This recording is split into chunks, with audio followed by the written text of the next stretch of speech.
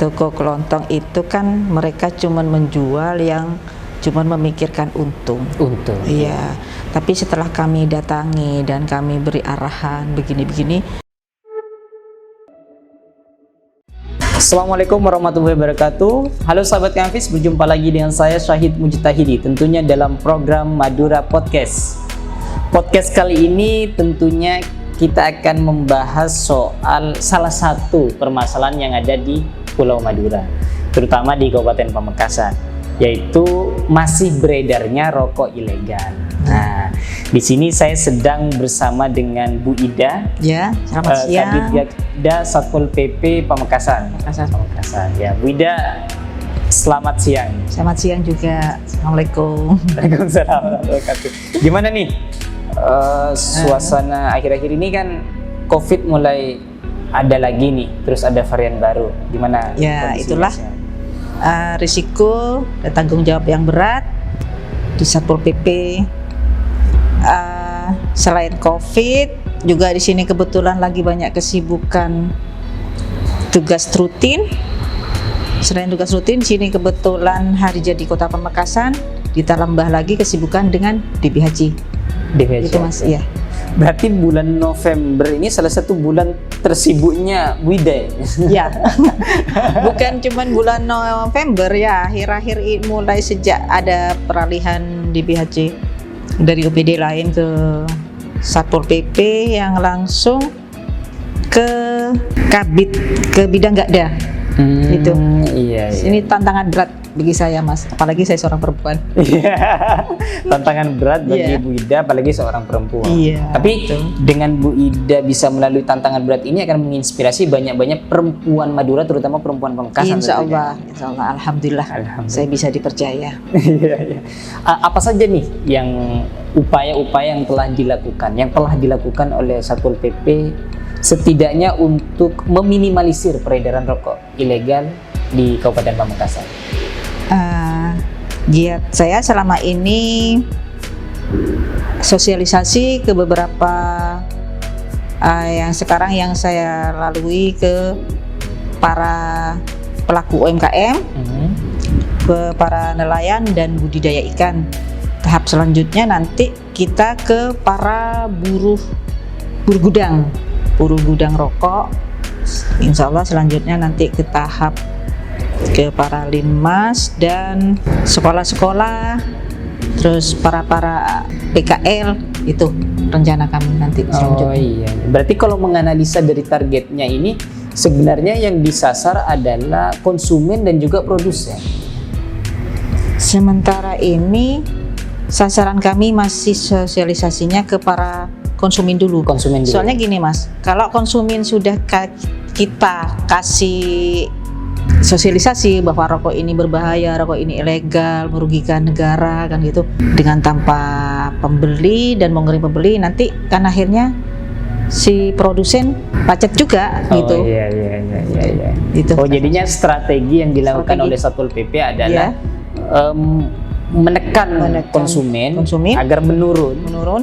Iya. Konsumsi rokok ilegalnya itu sehingga pembeliannya itu kian menurun dan juga membuat perusahaan juga tidak bisa berkembang dengan baik gitu. Iya, betul. Strategi yang luar biasa ini. Cara semoga efektif ya. Amin. Iya. Selain sosialisasi seperti itu, ada nggak agenda-agenda lain yang akan dilakukan selain proses penyadaran? Kalau itu untuk penyadaran itu, kalau untuk penindakan kami ini dari Satpol PP cuma sebagai pendamping. Yang punya wewenang untuk penindakan rokok ilegal itu nanti dari pihak cukai. Ya, gitu Mas. Berarti untuk yang sekarang kan penindakannya belum. Penyerapan informasi juga belum. Berarti nanti akan mendampingi pihak bea cukai untuk dalam artian serap informasi terkait peredaran di Pamekasan atau seperti apa? Berarti itu yang akan dilakukan ke depannya. Iya. Sebenarnya gini, sebelum melangkah ke penindakan, kami itu ke serap informasi dulu. Iya. Untuk mempermudah lokasi-lokasi yang jadi sasaran kami gitu. dengan adanya tim yang sudah kami turunkan ke lokasi, memberi titik terang di sini di tempat ini dengan lengkap nama toko dan sasaran merek-mereknya itu. Jadi kami mendampingi dari pihak cukai lebih mudah daripada kita masih mau mencari sasaran yang memang ada rokok ilegalnya. Oh, berarti serap informasi dari pihak Satpol PP sudah menerjunkan orang. Sudah menerjunkan, insya Allah. Berarti sekarang sudah setidaknya ada pandangan nih di Kabupaten Pamekasan, ada beberapa toko, beberapa titik yang itu. Iya, sudah ada pandangan. Kira-kira ada berapa toko kira-kira? Kalau sasarannya ini kan di 13 kecamatan ada 89 desa. Nah, itu anggota kami menyisir semua di lokasi itu. Masalah macam rokoknya sih macam-macam. Ada yang memang rokok ilegal yang memang belum ada pita cukainya.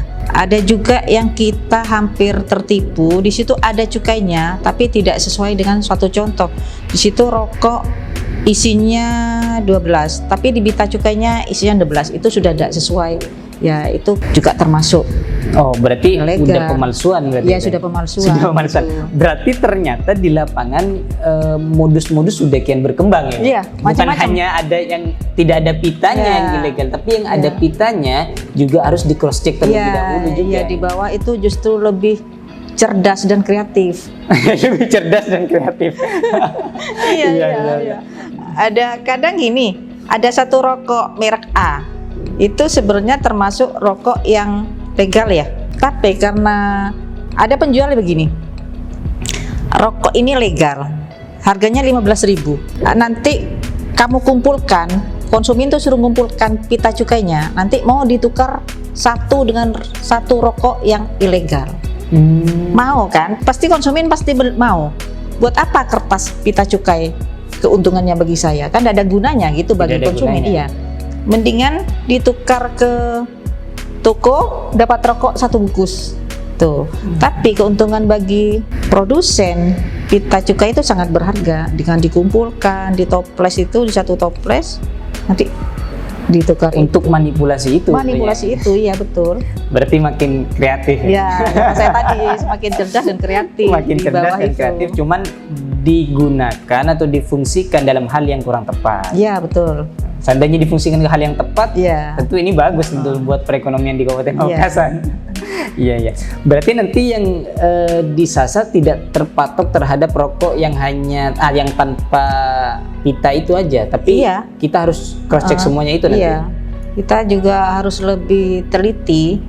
Kadang kan tim yang kami turunkan ke lapangan itu cuman melihat nggak ada pita cukainya, ini berarti masuk. Ada yang nggak teliti atau tertipu, ada pita cukainya tapi bukan pita cukai yang ini, bukan pita cukai merek yang ini gitu, punyanya merek lain tapi dipakai ke ini. Itu untuk membuat para tim yang turun ke bawah itu terkecoh. Iya. Nah, saya nggak mau nanya soal jadwal. Nanti kalau jadwalnya ditanyakan, jangan dulu. Nanti mereka siap-siap. Iya. Kalau jadwal operasi itu hak cukai. Hak cukai. Kami tidak berhak, kami cuma mendampingi. Dan juga tidak harus diinformasikan nggak karena boleh, kalau diinformasikan bahaya. Siap-siap. Siap-siap. Iya. Berarti toko-toko kelontong itu kesadarannya juga masih minim berarti. Bukan hanya konsumennya saja, tapi toko-toko kelontong yang menjual itu juga kesadarannya masih minim. Toko kelontong itu kan mereka cuma menjual yang cuma memikirkan untung. Iya. Tapi setelah kami datangi dan kami beri arahan begini-begini, hanya ya Pak, saya sudah Bu. Kadang ada mereka yang cuma dititipin sales, bahasanya gitu. Saya cuma dititipin sales Bu, itu. Yang cuma dititipin sih masih mending. Ada yang sudah mereka bayar, ambil banyak, mereka bayar, salesnya tidak ketahuan. Setiap kami datang ke sana dia mintain data salesnya. Mungkin ada nomor HP yang biasa sampean, nggak ada Bu, ini cuma dititip sini gitu. Tapi untuk menarik rokok ilegal itu bukan wewenang kami. Nanti biar cukai nanti yang menarik. Berarti itu tugasnya Satpol PP yang pertama adalah membantu dalam menserap informasi terkait peredaran rokok ilegal, ada berapa merek yang sudah beredar, terus ada berapa batang rokok yang beredar di Kabupaten Pamekasan, dan itu disampaikan juga ke Cukai, nanti sebatas mendampingi saat penindakan. Iya betul. Ya, itu yang perlu dipahami juga oleh sahabat KM Hafiz, bahwa tupoksi dari Satpol PP ini hanya untuk membantu menserap informasi sekaligus mendampingi nantinya, dan juga mensosialisasikan agar kian banyak orang-orang sadar bahwa rokok ilegal ini bukan hanya merugikan diri sendiri dari segi kesehatan, tapi juga merugikan negara. Ya. Mereka juga gini, kurang memahami dari hasil, maksudnya hasil atau fungsi dari rokok legal itu kan tidak melihat langsung. Mereka melihat cuman kayak baru ada bantuan, baru ini dari Cukai, sebenarnya bukan gitu. Kayak pengaspalan jalan, ada rumah sakit, itu sebenarnya kan kita sudah menikmati dari adanya rokok. Masyarakat tidak terlalu melihat bantuan yang berupa infrastruktur gitu Mas. Mereka yang dilihat kalau langsung BNT. Iya, gitu. Dikiranya cuma berupa kayak gitu. Terus fasilitas yang masyarakat nikmati mereka tidak sadar. Ini dari mana kan mereka tidak tahu ya, gitu aja. Padahal dari DBHCHT tersebut itu juga membantu di sektor-sektor kayak semacam infrastruktur tersebut ya. Dan itu juga memudahkan bagi mereka. Bayangkan kalau membantu di bagian jalan sebenarnya. Jalan, rumah sakit. Mereka yang awalnya jalannya rusak, butuh waktu sekitar 10 menit untuk nyampe sana karena jalan rusak, sekarang udah bisa waktu paling 2 menit, 3 menit gitu. Nah, itu yang perlu disadarkan. Selain penindakan, selain itu semuanya, sebelumnya kan Satpol PP juga selalu ikut serta mendampingi dari pihak Bea Cukai. Apa nih cerita-cerita dan pengalaman yang bisa diambil pelajaran agar nantinya tidak terulang kembali gitu, saat penindakan nantinya atau saat informasi nantinya yang sebelumnya yang pernah dilalui? Kita jangan terlalu, kita kan cuma dari Satpol PP cuma sebagai pendamping. Jangan terlalu ke depan, nggak masuk ke depan, ke masyarakat itu harus tetap bersikap manis. Kita datang ke toko, ke lokasi, kita secara adat ya sudah ada ketimuran ya, kata Maduranya asgelenon, assalamualaikum, siap menerima mereka untuk didatangi atau disidak. Kalau mereka ndak berkenan ya jangan dipaksa gitu. Jadi kita datang ke sebuah toko, assalamualaikum, Bu, Bapak, Mas atau Adik, tujuan kami ke sini begini. Jadi sampaikan apa maksud dan kedatangan kami ke tempat itu.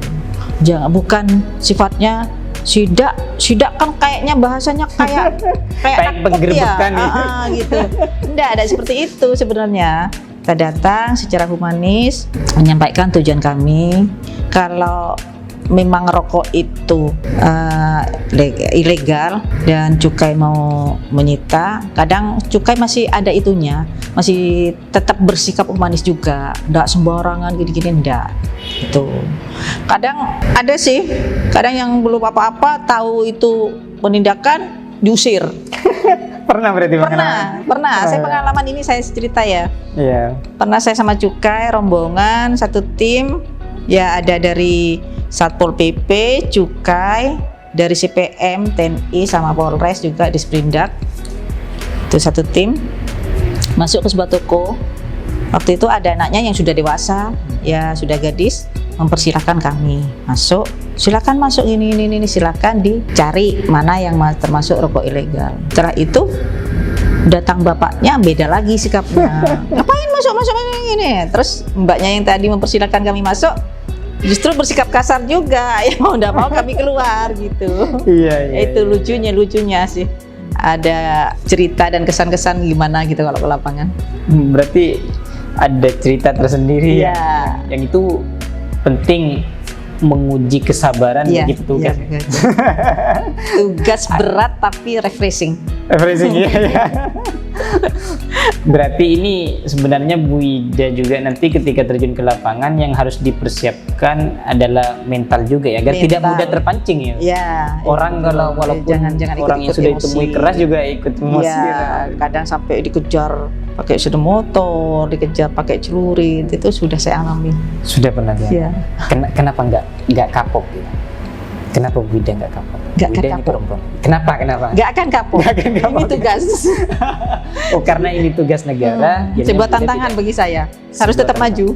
Oh, berarti Bu Ida melihat hal yang menyeramkan kayak gitu. Iya. Karena jangankan perempuan, tentu laki-laki juga yang mentalnya kecil, ketika langsung berhadapan dengan celurit apa segala macam, mereka kan takut ya. Yang penting kita berangkat, bismillah, niat kita positif. Udah, gitu aja. Jangan pernah ciut dengan hal tantangan-tantangan gitu. Apalagi sosialisasi dan penekanan peredaran rokok ilegal ini juga bukan hanya pihak pemerintahan yang akan menikmati, tapi juga sebenarnya masyarakat yang akan menikmati. Iya. Mereka tidak akan mengkonsumsi yang dalam artian berbahaya terhadap kesehatan, sangat berbahaya terhadap kesehatan karena tidak sesuai dalam artian standarnya, tidak sesuai ukurannya saya kan nggak tahu ya ukurannya ininya yang sangat membahayakan tuh apanya gitu. Mereka tidak ngerti. Yang penting beli rokok yang murah bisa dinikmati sudah. Nggak sadar di rokok yang murah ini belum maksud saya tuh belum terukur ininya sekian gitu. Kalau yang ada cukainya kan sudah terukur gitu. Iya. Itu yang penting untuk semua masyarakat di Indonesia, terutama di Pamekasan, sadar akan hal itu. Sadar. Ya, makanya kita kasih sosialisasi dengan sikap kita yang humanis, harus sabar, jangan pernah ciut. Ini yang menarik ketika penindakan tetap menggunakan strategi yang humanis. Gimana cara melatihnya sebenarnya? Tentu kalau saya pikir itu butuh kesabaran yang sangat tinggi loh. Ya itu, bismillah dulu. Mau diapain aja, tetap harus bagaimana kita tetap tenang, nggak terpancing gitu. Gimana cara melatihnya itu sebenarnya? Saya pribadi nih ya, nggak bicara orang lain dulu. Kan karakter dan perasaan orang lain beda. Kalau saya sih selalu berusaha bersikap humanis pada siapapun dan bisa mengendalikan diri. Itu kembali ke tadi, bismillah, niat saya positif. Udah, insya Allah tuh akan menolong kita. Iya. Berarti yang paling kuat menguatkan mental Bu Ida ini adalah tawakal kepada Allah bahwa Tuhan akan bersama orang-orang yang niatnya baik. Iya. Mohonlah, kalau sudah emosi dulu Anda enggak bisa itu, hancur semuanya tugasnya. Iya. Berat emang. Iya. Terus kalau boleh tahu itu kan strategi yang digunakan adalah humanis. Iya. Apa emang gara-gara strategi yang humanis yang sehingga membuat orang itu jarang kapok gitu walaupun ada penindakan-penindakan? Sebenarnya bukan karena tindakan humanis sih. Mereka itu mungkin dari mereka sendiri yang kurang menyadari dampak negatif dari semua itu, dan mereka tidak tahu kalau sebenarnya kalau rokok legal ya sudah berizin, sudah berpita cukai, itu semua sudah masuk di tes lab kan gitu, dan keuntungannya mereka tidak melihat secara masa panjang. Mereka cuma melihat masa pendek, kilat, dapat untung, udah gitu. Berarti lebih orientasi perekonomian, lebih kepada finansial. Iya betul. Oh, berarti finansial itu sangat mempengaruhi kesadaran orang ya? Iya. Jadi tidak mikir panjang. Yang penting saya untung sudah gitu. Tidak mikir ke belakang apa risiko atau jangka panjangnya apa gitu. Sebenarnya kita pikir masa panjangnya dulu, baru kita memikirkan keuntungannya. Apalagi yang mengkonsumsi itu adalah anak-anak muda yang akan jadi anak-anak muda. bangsa. Iya, pokoknya asal beli rokok yang murah itu aja. Iya. Dan itu yang harus terus dan dilakukan oleh Satpol PP, mensosialisasikan bahayanya rokok ilegal itu, agar setidaknya peredarannya bisa. Kalau mau langsung membasmi habis ya, itu kan nggak bisa. Pasti setidaknya perlahan ditekan. Iya. Gitu. Soalnya kan yang kita hadapi ini masyarakat harus perlu tahap untuk mencapai apa yang kita tuju. Siap. Ya, Sobat KM Hafiz, ini sebenarnya yang penting kalian pahami tentang pentingnya kita mengkonsumsi rokok legal dan bahayanya mengkonsumsi rokok ilegal. Dan fungsinya ternyata bukan hanya untuk diri kita sendiri, yaitu kesehatan kita sendiri, tapi juga berkontribusi terhadap negara, dan dari negara juga akan kembali lagi kepada kalian, baik itu berupa bantuan yang tunai atau berupa bantuan yang itu fisik atau bantuan-bantuan yang lain, pelayanan apa segala macam. Iya, fasilitas. Itu yang sangat penting dipahami, bahwa ternyata rokok legal itu manfaatnya sangat banyak. Dan itu yang terus dilakukan oleh Satpol PP. Iya, sebelum ditutup, apa nih pesan Bu Ida terhadap masyarakat, terutama masyarakat Pamekasan terkait rokok? Saya tidak bisa bekerja sendiri. Saya mohon dukungannya semua masyarakat untuk mensukseskan demi tugas negara ini, demi kemajuan negara, juga fasilitasnya kan untuk rakyat, dari rakyat untuk rakyat juga gitu. Ya, sudah. Dari rakyat untuk rakyat juga. Ini yang penting, sahabat KM Hafiz. Bahwa pemerintah itu tidak akan bisa bekerja sendiri, butuh kolaborasi dan partisipasi semuanya. Yeah. Itu dari kami. Wassalamualaikum warahmatullahi wabarakatuh. Waalaikumsalam.